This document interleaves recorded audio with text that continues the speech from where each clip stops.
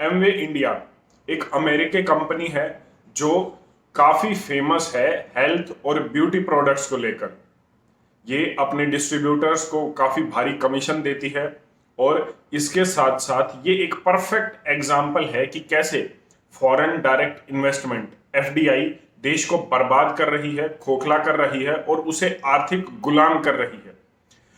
मैं बताऊंगा step by step कि कैसे, जैसे सरकार हमें ये कहती है कि एफडीआई आने से पूंजी आती है, एफडीआई आने से रोजगार आता है, टेक्नोलॉजी आती है, उन सब चीजों का भी जवाब दूंगा। लेकिन उससे पहले मैं एक बार बता देता हूं कि एमवे की थोड़ी सी हिस्ट्री और अब ईडी ने इसके ऊपर कार्रवाई क्यों की है। 2001 में 2002 में ये कंपनी आई थी भारत में 21 करोड़ रुपए लेकर, ऑफिशियल डेटा है 21 करोड़ रुपए लेकर एमवे भारत में 2001-2002 में एंट्री लेती है और अब 2021-22 तक उसने 2859 करोड़ रुपए अपने इन्वेस्टर्स को और अपनी पेरेंट कंपनी को अमेरिका में भेज दिए हैं। इसका मतलब हर साल उसने 130 करोड़ रुपया अमेरिका भेजा है। इसका मतलब 21 करोड़ रुपए जो वो लेकर आई थी उसका 6 गुना ज्यादा रुपया उसने हर साल अमेरिका भेजा है भारत से। ईडी ने अब कार्रवाई की है और 750 करोड़ रुपए की संपत्ति एमवे की भारत में जब्त की है। ईडी ने यह भी आरोप लगाया है कि Brit World Wide India Private Limited और इसके साथ साथ नेटवर्क 21 प्राइवेट लिमिटेड जैसी कंपनियों ने एमवे की मदद की है, उनके सेमिनार्स कंडक्ट किए हैं, आयोजित किए हैं और उनके प्रोडक्ट्स को बढ़ावा दिया है ताकि लोग इससे जुड़े और इस लूट में कहीं ना कहीं वो शामिल हुई हैं, जिससे एमवे का कारोबार बढ़ा, इसकी डिस्ट्रीब्यूटरशिप बढ़ी और इस कंपनी ने इतना ग्रो किया कि वो सिर्फ 21 साल में ही भारत से लगभग 3000 करोड़ रुपए लेकर फुर हो गई। अब बात उस पर कर लेते हैं कि एमवे के प्रोडक्ट्स को यह बताया जाता है कि वो काफी अच्छे उत्पाद हैं। तो मैं आपको बता दूं कि FSAAI एक संस्था है भारत में, सरकारी संस्था है। इसने उत्तर प्रदेश में एक कोर्ट में जो है केस डाला एमवे के खिलाफ कि इनके जो उत्पाद है वो हमें फॉल्स, गलत और भ्रमित जानकारियां दे रहे हैं कि ये सबसे अच्छे उत्पाद लोगों को दे रहे हैं। कोर्ट ने 2015 में 10 लाख का फाइन एमवे कंपनी पर लगाया था। किसी ने न्यूज पढ़ी थी? नहीं। हमें बॉलीवुड से फुर्सत ही नहीं है और सच बात तो यह है कि असली खबर हमें जानने को ही नहीं मिलती। अब उत्तर प्रदेश की कोर्ट ने 10 लाख का जुर्माना 2015 में एमवे पर लगाया था। क्या उससे पहले या उसके बाद सरकार को खबर नहीं थी कि एमवे में ये गड़बड़ घोटाला चल रहा है? थी। जब तक टेबल के नीचे से पैसा जाता है तब तक सब आंखें मूंदे रखते हैं। हो सकता है कि जो जुगाड़ बना था, जो पैसा नीचे से जा रहा था, वो अब बंद हुआ हो, तो अब ईडी की भी आंखें खुल गई कि ओहो, एमवे तो 2001 से 2022 तक भारत को लूट रही है और हमें दोबारा से गुलाम बना रही है। ये वो ईस्ट इंडिया कंपनी की तरह काम कर रही हैं जो एक बार भारत में आई थी। वो एक कंपनी थी और भारत को 250 साल की गुलामी झेलनी पड़ी थी। 8000 से ज्यादा कंपनियां एमवे की तरह हैं, विदेशी कंपनियां हैं जो आज भारत में हैं और इस देश को दोबारा से उसी स्थिति में लाने के लिए कहीं ना कहीं जिम्मेदार जरूर होंगी। एक बार बात कर लेते हैं सरकार के रोल पर।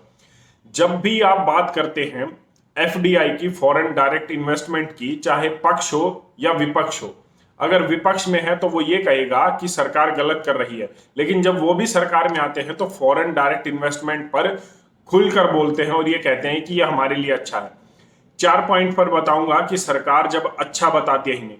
पहली कि सरकार ये कहती है कि इससे पूंजी आती है। तो मैं आपको बता दूं कि 21 करोड़ रुपए लेकर एमवे 2001 में भारत आई थी और अब 2022 में लगभग 3000 करोड़ रुपए तो वो भेज चुकी है अपनी पेरेंट कंपनी को, अपने इन्वेस्टर्स को अमेरिका में। तो पूंजी भारत से आई या भारत से गई। एमवे ने बाहर से कोई भी उत्पाद, यहां से कोई भी उत्पाद बनाकर बाहर नहीं बेचा, यहीं पर ही उसने उत्पाद अपने डिस्ट्रीब्यूटर्स खड़े किए और यहां की जनता को ही अपने प्रोडक्ट्स बेचे। तो पैसा कहां का किधर गया? भारत का पैसा अमेरिका में गया, भारत का पैसा बाहर गया। दूसरी चीज वो ये कहते हैं कि जब एफडीआई आती है सरकार से, अगर आप पूछेंगे आरटीआई लगा लीजिए या वैसे भी पूछेंगे, तो सरकार ये कहती है कि जब फॉरेन डायरेक्ट इन्वेस्टमेंट आती है तो टेक्नोलॉजी आती है। एमवे बेचता क्या है? एमवे साबुन, तेल, शैम्पू ये सब बेचता है। ये इतनी बड़ी टेक्नोलॉजी तो है नहीं जो भारत में हो ही ना, विकसित ही ना की गई हो।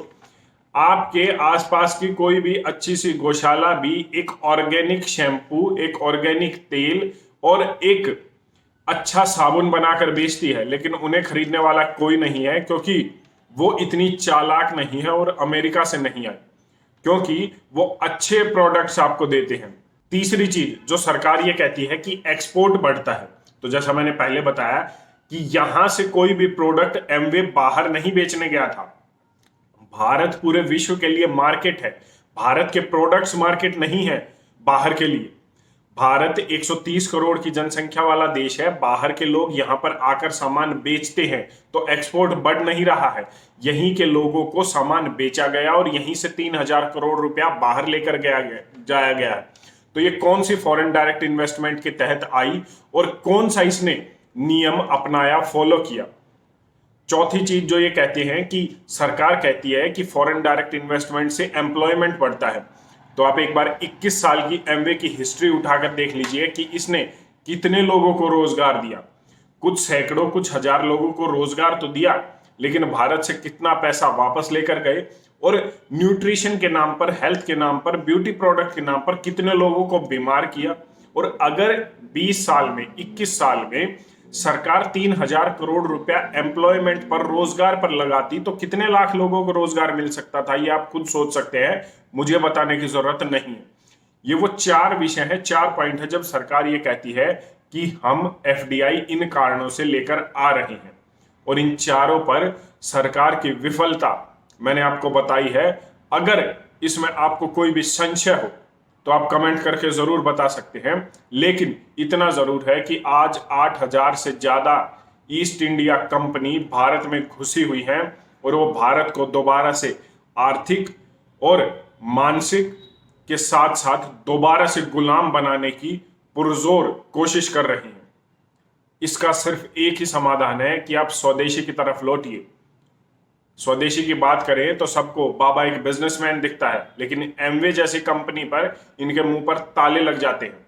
मैं ये नहीं कहूंगा कि आप उसका सामान खरीदिए, लेकिन आज ऐसी न जाने कितनी गौशालाएं हैं जो एमवे जैसे उत्पाद बनाती हैं, आप उनको ढूंढ सकते हैं। आज ऐसी न जाने कितनी और कंपनियां हैं, स्वदेशी कंपनियां हैं जो इस तरीके के उत्पाद बनाती है और इनसे सस्ते उत्पाद बनाती है, क्योंकि ईडी ने यह भी कहा है कि एमवे अपने उत्पादों को हाई रेट पर बेचता है, जो ठीक नहीं है रूल के, मार्केट रूल के हिसाब से। तो आपको स्वदेशी की तरफ लौटना होगा अगर आप अपने आप को, अपने बच्चों को और अपने देश को दोबारा से गुलाम नहीं देखना चाहते। धन्यवाद। जय हिंद।